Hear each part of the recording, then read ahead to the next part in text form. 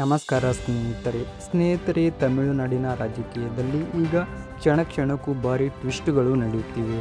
108 ಸ್ಥಾನಗಳನ್ನು ಗೆದ್ದು ಮುಖ್ಯಮಂತ್ರಿ ಆಗಬೇಕು ಅನ್ನೋ ವಿಜಯ್ ಅವರ ಕನಸಿಗೆ ಈಗ ನಂಬರ್ ಗೇಮ್ ದೊಡ್ಡ ಸವಾಲಾಗಿ ನಿಂತಿದೆ. ಒಂದು ಕಡೆ ಕಾಂಗ್ರೆಸ್ ಡಿಎಂಕೆ ಮೈತ್ರಿಯಿಂದ ದೂರ ಹೋಗಿ ವಿಜಯ್ ಜೊತೆ ಸಾಗೋಕೆ ಸಿದ್ಧ ಅಂತ ಹೇಳ್ತಿದೆ. ಇನ್ನೊಂದು ಕಡೆ ಕಮ್ಯುನಿಸ್ಟ್ ಪಕ್ಷಗಳು ಮೌನವಾಗಿವೆ. ಇದೇ ಸಮಯದಲ್ಲಿ ಮತ್ತೊಂದು ದೊಡ್ಡ ಚರ್ಚೆ ಶುರುವಾಗಿದೆ. ಡಿಎಂಕೆ ಮತ್ತು ಎಐಎಡಿಎಂಕೆ ಸೇರಿಕೊಂಡು ಸರ್ಕಾರ ರಚನೆ ಮಾಡಬಹುದು ಅನ್ನೋ ಗುಸುಗುಸು. ತಮಿಳುನಾಡು ವಿಧಾನಸಭೆಯಲ್ಲಿ ಒಟ್ಟು 234 ಕ್ಷೇತ್ರಗಳಿವೆ. ಸರ್ಕಾರ ರಚನೆಗೆ 118 ಶಾಸಕರ ಬೆಂಬಲ ಬೇಕು. ವಿಜಯ್ ಪಕ್ಷ 108 ಸ್ಥಾನ ಗೆದ್ದಿದೆ. ಆದರೆ ವಿಜಯ್ 2 ಪಕ್ಷೇತರಗಳಲ್ಲಿ ಗೆದ್ದಿದ್ದರಿಂದ ಒಂದು ಸ್ಥಾನವನ್ನು ಬಿಟ್ಟುಕೊಡಬೇಕಾಗುತ್ತದೆ. ಹೀಗಾಗಿ ಅವರ ನಿಜವಾದ ಸಂಖ್ಯೆ 107ಕ್ಕೆ ಇಳಿಯುತ್ತದೆ. ಅಂದರೆ ಬಹುಮತಕ್ಕೆ ಇನ್ನೂ 11 ಸ್ಥಾನಗಳ ಕೊರತೆ ಇದೆ. ಈ ಹಿನ್ನೆಲೆ ವಿಜಯ್ ರಾಜ್ಯಪಾಲರನ್ನು ಭೇಟಿ ಮಾಡಿ ಸರ್ಕಾರ ರಚನೆಗೆ ಅವಕಾಶ ಕೇಳಿದ್ದಾರೆ. ಆದರೆ ರಾಜ್ಯಪಾಲರು ಮೊದಲು 118 ಶಾಸಕರ ಬೆಂಬಲ ದಾಖಲೆ ತೋರಿಸಿ ಎಂದು ಹೇಳಿ ಅವರನ್ನು ಹಿಂತಿರುಗಿಸಿ ಕಳುಹಿಸಿದ್ದಾರೆ. ಮತ್ತೊಮ್ಮೆ ವಿಜಯ್ ಸರ್ಕಾರ ರಚನೆ ಬಗ್ಗೆ ಚರ್ಚೆ ಮಾಡಲು ಹೋಗಿದ್ರೂ ಕೂಡ ನಿಮ್ಮ ಬಳಿ ಬೇಕಾದಷ್ಟು ಬೆಂಬಲ ಇಲ್ಲ, ಸ್ಥಿರ ಸರ್ಕಾರ ಕೊಡೋದು ಹೇಗೆ ಸಾಧ್ಯ ಅನ್ನೋ ಪ್ರಶ್ನೆ ಎದುರಾಯಿತು. ವಿಜಯ್ ಮಾತ್ರ ವಿಶ್ವಾಸ ಮತದಲ್ಲಿ ನಾನು ಸಾಬೀತು ಮಾಡ್ತೀನಿ ಅಂತ ಅವಕಾಶ ಕೊಡಿ ಅಂತ ಕೇಳಿದ್ದಾರೆ.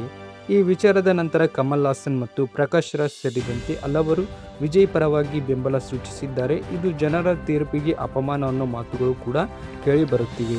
ಇನ್ನು ಕಾನೂನು ಏನು ಹೇಳುತ್ತೆ ಅಂದರೆ, ಸ್ಪಷ್ಟ ಬಹುಮತ ಇಲ್ಲದ ಪರಿಸ್ಥಿತಿಯಲ್ಲಿ ಯಾರನ್ನ ಮೊದಲ ಸರ್ಕಾರ ರಚನೆ ಕೈಬೇಕು ಅನ್ನೋದಕ್ಕೆ ಸಂವಿಧಾನದಲ್ಲಿ ಸ್ಪಷ್ಟ ನಿಯಮ ಇಲ್ಲ. ಸಾಮಾನ್ಯವಾಗಿ ಅತಿ ದೊಡ್ಡ ಪಕ್ಷಕ್ಕೆ ಅಥವಾ ಪೂರ್ವ ಮೈತ್ರಿಗೆ ಮೊದಲ ಅವಕಾಶ ಕೊಡಲಾಗುತ್ತದೆ. ನಂತರ ಅವರು ವಿಧಾನಸಭೆಯಲ್ಲಿ ವಿಶ್ವಾಸ ಮತದ ಮೂಲಕ ಬಹುಮತ ಸಾಬೀತು ಮಾಡಬೇಕು.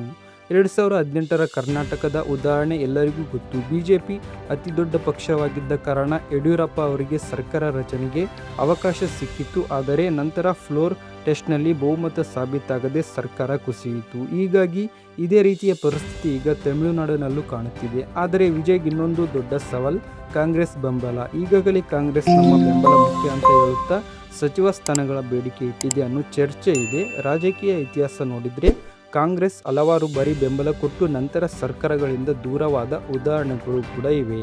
ಚರಣ್ ಸಿಂಗ್ ಸರ್ಕಾರ, ಚಂದ್ರಶೇಖರ್ ಸರ್ಕಾರ, ದೇವೇಗೌಡ ಅವರ ಸರ್ಕಾರ, ಐಕೆ ಗುಜರಾಲ್ ಸರ್ಕಾರ, ಅರವಿಂದ್ ಕೇಜ್ರಿವಾಲ್ ಅವರ ಮೊದಲ ಸರ್ಕಾರ, ಇವುಗಳೆಲ್ಲ ಬೆಂಬಲ ರಾಜಕೀಯ ದೊಡ್ಡ ಪಾತ್ರ ವಹಿಸಿತ್ತು. ಇದೇ ಕಾರಣಕ್ಕೆ ಕಾಂಗ್ರೆಸ್ ಮೇಲೆ ಸಂಪೂರ್ಣ ನಂಬಿಕೆ ಇಟ್ಟು ಸರ್ಕಾರ ನಡೆಸೋದು ವಿಜಯ್ಗೆ ರಿಸ್ಕ್ ಆಗಬಹುದು ಅನ್ನೋ ವಿಶ್ಲೇಷಣೆಗಳು ಬರುತ್ತಿವೆ. ಇನ್ನೊಂದು ಕಡೆ ಡಿಎಂಕೆ ಮತ್ತು ಎಐಎಡಿಎಂಕೆ ಒಳಗೊಳಗೆ ಒಟ್ಟಾಗಬಹುದು ಅನ್ನೋ ಮಾತುಗಳು ಕೂಡ ಹರಿದಾಡುತ್ತಿವೆ. ಇಬ್ಬರು ಇದನ್ನು ಅಧಿಕೃತವಾಗಿ ತಳ್ಳಿ ಹಾಕಿದ್ರು. ವಿಜಯ್ ಅನ್ನೋ ಹೊಸ ಶಕ್ತಿಯನ್ನು ತಡೆಯಲು ದ್ರಾವಿಡ್ ಪಕ್ಷಗಳು ಒಟ್ಟಾಗಬಹುದು ಅನ್ನೋ ಚರ್ಚೆ ಜೋರಾಗಿದೆ. ಯಾಕಂದರೆ ಕಳೆದ ಹಲವು ದಶಕಗಳಿಂದ ತಮಿಳುನಾಡಿನಲ್ಲಿ ಈ 2 ದ್ರಾವಿಡ್ ಪಕ್ಷಗಳೇ ಅಧಿಕಾರದಲ್ಲಿ ಇವೆ. ವಿಜಯ್ ದೊಡ್ಡ ಶಕ್ತಿಯಾಗಿ ಬೆಳೆದರೆ ಅವರ ರಾಜಕೀಯ ಏಕಾಧಿಪತ್ಯಕ್ಕೆ ಸವಾಲಾಗಬಹುದು ಅನ್ನೋ ಲೆಕ್ಕಾಚಾರ ಕೂಡ ಇದೆ. ಒಂದು ವೇಳೆ ವಿಜಯ್ ವಿಶ್ವಾಸ ಮತದಲ್ಲಿ ಸೋತರೆ ಮತ್ತೆ ರಾಜಕೀಯ ಡೆಡ್ ಲಾಕ್ ಸೃಷ್ಟಿಯಾಗಬಹುದು. ಆಗ ಇನ್ನೊಮ್ಮೆ ಚುನಾವಣೆ ಬೇಡ ಅನ್ನೋ ಕಾರಣ ಹೇಳಿ ಬೇರೆ ಸಮೀಕರಣಗಳು ಹುಟ್ಟಿಕೊಳ್ಳುವ ಸಾಧ್ಯತೆ ಇದೆ. ಮುಂದಿನ ಕೆಲವು ದಿನಗಳು ತಮಿಳುನಾಡು ರಾಜಕೀಯದಲ್ಲಿ ಭಾರಿ ಮಹತ್ವ ಪಡೆಯಲಿವೆ. ವಿಜಯ್ ಸರ್ಕಾರ ರಚನೆ ಮಾಡ್ತಾರಾ ಅಥವಾ ಹೊಸ ರಾಜಕೀಯ ಮೈತ್ರಿಗಳು ಹುಟ್ಟಿಕೊಳ್ಳುತ್ತವ ಅನ್ನೋದು ಈಗ ಎಲ್ಲರ ಕುತೂಹಲ. ಇದಕ್ಕೆ ಸಂಬಂಧಪಟ್ಟಂತೆ ಮತ್ತಷ್ಟು ಅಪ್ಡೇಟ್ ಬಂದ ತಕ್ಷಣ ನಿಮಗೆ ತಲುಪಿಸಲು ಪ್ರಯತ್ನ ಮಾಡುತ್ತೇವೆ. ವಿಡಿಯೋ ಇಷ್ಟವಾದರೆ ಲೈಕ್ ಮಾಡಿ, ನಮ್ಮ ಚಾನಲ್ ಸಬ್ಸ್ಕ್ರೈಬ್ ಮಾಡಿ.